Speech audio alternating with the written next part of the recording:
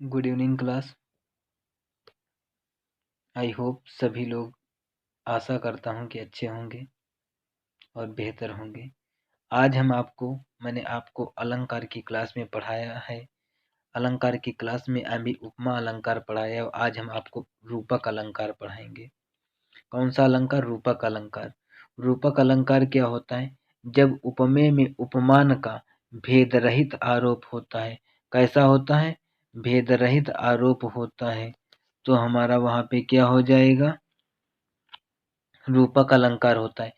रूपक अलंकार क्या होता है? जब उपमेय में उपमान का भेद रहित आरोप होता है। जब उपमेय में उपमान का कैसा आरोप होता है? भेद रहित आरोप होता है। वहां पे क्या होता है? हमारा रूपक अलंकार होता है।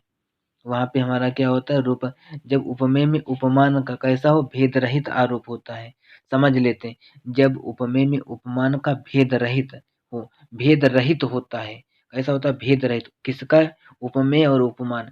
मैंने उपमेय और उपमान में अंतर बताया हुआ था। उपमेय एक मतलब सेकेंडरी पार्ट होता है, एक तुच्छ वस्तु होता है, गौण होता है। उपमान एक प्राथमिक वस्तु होता है, एक प्राकृतिक वस्तु। मैंने उपमा अलंकार में दोनों का मतलब समझाया हुआ था। उपमान हमारा एक प्राकृतिक वस्तु हो सकता है, एक प्रसिद्धि वाली कोई वस्तु हो सकता है जिसकी बहुत ज्यादा प्रसिद्धि होती है। उपमेय उसके समान तुच्छ होता है, छोटा होता है, भेद रहित होता है। अगर तुलना की बात की जाती तो वहां पे उपमा अलंकार होता है। मैंने आपको बताया, अगर तुलना की बात होगी उपमा अलंकार। अगर भेद रहित हो, कैसा हो? भेद रहित शब्द देखने को मिल जाए तो रूपक अलंकार होगा। देखते हैं इसमें। इसमें वहां पर कैसा रूपक? इसमें वाचक शब्द, मैंने वहां पे वाचक शब्द बताए हुए थे। इसमें क्या हो जाएगा? जो वाचक शब्द हमारे होंगे, समान, सरिस, सासी, जैसा, जैसी, सदृश, इन शब्दों का प्रयोग नहीं होता है। इन शब्दों का प्रयोग नहीं होता है। उपमा अलंकार में प्रयोग हो रहा था, लेकिन यहाँ पे जो रूपक अलंकार है, समान, सरिस, सा, सी, से, जैसा, जैसी, सदृश, इनमें से किसी भी शब्द का प्रयोग आपको देखने को उदाहरण में नहीं मिलेगा। यहाँ पे किसी भी इन शब्दों का प्रयोग आपको उदाहरण में देखने को नहीं मिलेगा। देखते हैं।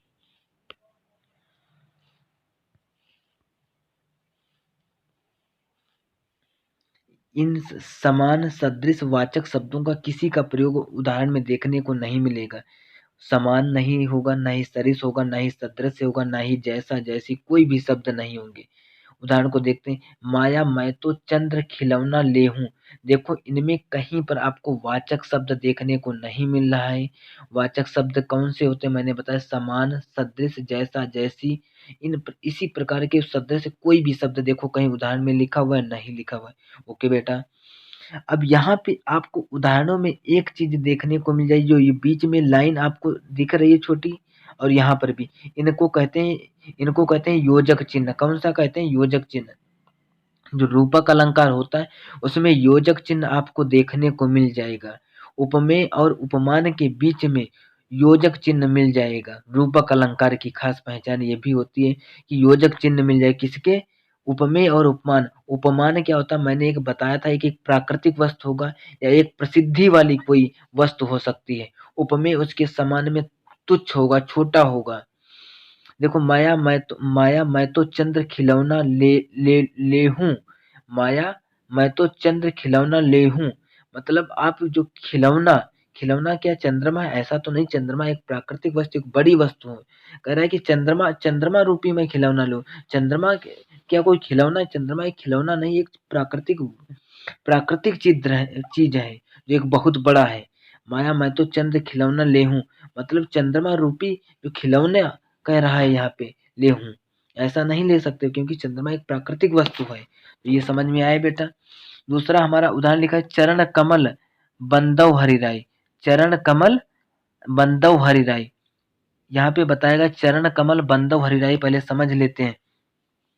चरण कमल, बंदों का मतलब होता है वंदना करना। हरिराई का मतलब होता है भगवान श्री कृष्ण। सूरदास जी कहते हैं कि आपके जो कमल, कमल एक बहुत कोमल होता है। कमल की पत्तियां कोमल होती हैं, लेकिन सूरदास जी कह रहे हैं कि भगवान श्री कृष्ण आपके जो चरण हैं कमल रूपी, कमल के समान जैसा मतलब कोमल है, मतलब दोनों में भेद नहीं कर पा रहे। कौन नहीं? सूरदास जी नहीं कर पा रहे कि कमल की पत्तियां कोमल है कि आपके चरण रूपी कमल की, आपके जो चरण है इतने कोमल है, तो वहां पे ये भेद करना है। मतलब यहाँ पे मैंने बताया हुआ था भेद रहित होता है। कैसा शब्द देखने को मिल जाए? भेद। चरण कमल बंदो हरिराय, बंदो मतलब वंदना करना, हरि मतलब हरिराय मतलब भगवान श्री कृष्ण। कमल की जो पत्तियां जिस प्रकार से कोमल होती हैं, सूरदास जी कहते हैं जो आपके चरण रूपी कमल हैं, चरण रूपी कमल, चरण रूपी कमल, चरण कमल रूपी, जैसे मतलब जिस तरीके से कमल की पत्तियां कोमल होती हैं, उसी प्रकार के जो आपके चरण हैं, पैर हैं, वो भी बहुत कोमल है। उन दोनों में हम अंतर नहीं कर पा रहे हैं। यहाँ पे कवि कह रहा है, कवि कौन? सूरदास जी कह रहे हैं कि कौन सबसे ज्यादा कोमल है। तो वहां पे क्या हो जाएगा? हमारा रूपक अलंकार हो जाएगा। रूपक अलंकार मैंने बताया हुआ है, जब उपमेय में उपमान का भेद रहित होता है, जब उपमेय में उपमान का भेद रहित, अगर भेद रहित शब्द देखने को मिल जाएगा तो वहां पे रूपक अलंकार की परिभाषा यही हो जाएगी। उदाहरण, चरण कमल बंदौ हरिराय, इसमें वाचक शब्द समान, सदृश, जैसा, जैसी, सरिस, इन शब्दों का कहीं प्रयोग देखने को उदाहरण में नहीं मिलता है। वहां पे हमारा रूपक अलंकार होता है। समझ में आया बेटा? बहुत अच्छे। अब हम देखते हैं उत्प्रेक्षा अलंकार। उत्प्रेक्षा अलंकार क्या होता है? उत्प्रेक्षा अलंकार होता है जब उपमेय में, जब उपमेय में, जब उपमेय में उपमान की संभावना पाई जाती है, जब उपमेय में उपमान की संभावना पाई जाती है, वहां पर उत्प्रेक्षा अलंकार होता है। कैसा होता है उत्प्रेक्षा अलंकार? कहा होता है जब उपमेय में उपमान की जो है संभावना पाई जाए, मतलब संभावना, उपमेय उपमान की संभावना पाई जाए।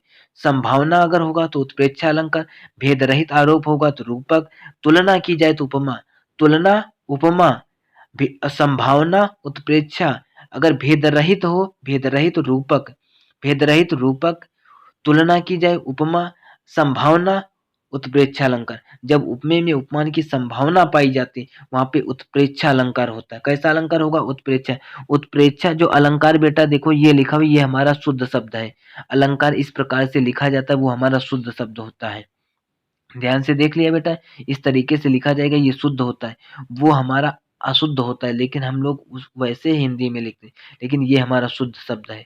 ये हमारा कैसा शब्द है? शुद्ध शब्द है। समझ में आया बेटा? बहुत अच्छे। अब उत्प्रेक्षा अलंकार की पहचान क्या होती है? इसमें 100% मतलब लगभग में 100% जनहु, जनहु, इसमें लगभग में 100% जनहु, जनु, जानो, मनहु, मनु, मानो शब्द आपको देखने को मिल जाएंगे। इसमें 100% जनहु, जनु, जानो, मनहु आपको मनु, मानो, ज्यों आदि शब्द देखो। उदाहरण में कहीं पर जन्म हो सकता है या मनव हो सकता है, जानो, मनव, मानो, मनु, मानो, कोई भी शब्द, इनमें से कोई भी शब्द आपको उदाहरण में देखने को मिल जाए, अगर इन शब्दों में से किसी भी एक शब्द का प्रयोग कर दिया जाएगा वहां पर उत्प्रेक्षा अलंकार होगा। उत्प्रेक्षा अलंकार की पहचान क्या होती है कि जब उपमेय में उपमान की संभावना की जाए वहां पे उत्प्रेक्षा अलंकार। यहाँ पे 100% का मतलब लगभग में हर एक उदाहरण में आपको जन शब्द या तो देखने का मिलेगा, या तो जन होगा, या जानो, मन हो सकता है, या मन हो सकता है, या मानो, ज्यों, आज इनमें से कोई भी शब्द आपको देखने को, एक शब्द देखने को मिल जाएगा वहां पे उत्प्रेक्षा अलंकार हो जाएगा। उदाहरण को देखते हैं। सोहत ओढ़े पीठ पटु, श्याम सलवने गात, मानो देखो नीलमणि शैल पर आतप प्रियो प्रभात। सोहत ओढ़े पीतपटु, श्याम सलवने गात, मानो नीलमणि शैल पर आतप प्रियो प्रभात। यहाँ पे देखो मानो शब्द आ गया है, मानो शब्द, मनो शब्द आया है, जन, जानो, मनो, मन, मानो, मन, मानो, कोई भी शब्द है वहां पे कैसा हो जाएगा? उत्प्रेक्षा अलंकार हो जाएगा। कैसा अलंकार हो जाएगा? उत्प्रेक्षा। यहाँ पे देखो मानो शब्द है, मनो, मनु, मानो, मानो लिखा हुआ है, यहाँ पे मनो लिखा हुआ है, मानो, मानो बात एक ही है, इसमें कोई भी शब्द में अंतर नहीं है, मानो है या मानो, शब्दों का अर्थ एक ही होता है। नीलमणि शैल पर आतप, देखो अगर इनमें से एक भी शब्द का प्रयोग अगर देखने को उदाहरण में मिल जाएगा उत्प्रेक्षा अलंकार हो जाएगा। कैसा हो जाएगा? उत्प्रेक्षा अलंकार। सोहत ओढ़े पीठ पटु, श्याम सलवने गात का मतलब समझ लेते हैं। सोहत मतलब सुशोभित होते, ओढ़े मतलब ओढ़ना, पीत मतलब पीला, पट मतलब वस्त्र, श्याम मतलब भगवान श्री कृष्ण, सलोने मतलब सुंदर, गात मतलब लगते हैं। भगवान श्री कृष्ण जब सोहत मतलब पीले वस्त्रों को अपने पर ओढ़ते हैं, मतलब अपने वस्त्रों पर पहनते हैं तो सुशोभित होते हैं। सुशोभित मतलब अच्छे लगते हैं। मानो नीलमणि शिल्प, भगवान श्री कृष्ण जब पीले वस्त्रों को धारण करते हैं तो सुशोभित लगते हैं, सुंदर लगते हैं। मानो नीलमणि, नीलमणि पर्वत होता है, शैल मतलब पर्वत होता है, नीलमणि शैल मतलब पर्वत। आतप मतलब होता है धूप, आतप मतलब क्या होता है? धूप। प्रयोग मतलब पढ़ना, प्रभात मतलब सुबह, प्रभात मतलब सुबह, प्रयोग मतलब पढ़ना होता है, आतप मतलब धूप होता है, शैल मतलब पर्वत होता है। मानो नीलमणि के, नीलमणि के पर्वत पर, मानो ऐसा लग रहा है कि मानो नीलमणि के पर्वत पर सुबह सुबह की धूप पड़ रही है।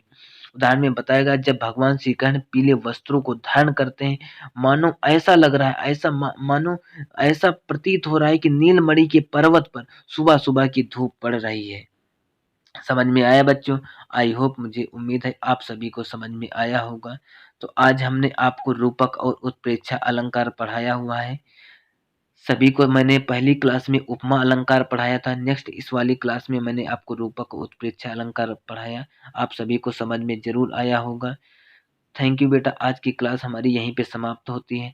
हमारे चैनल को लाइक और शेयर जरूर कर लें।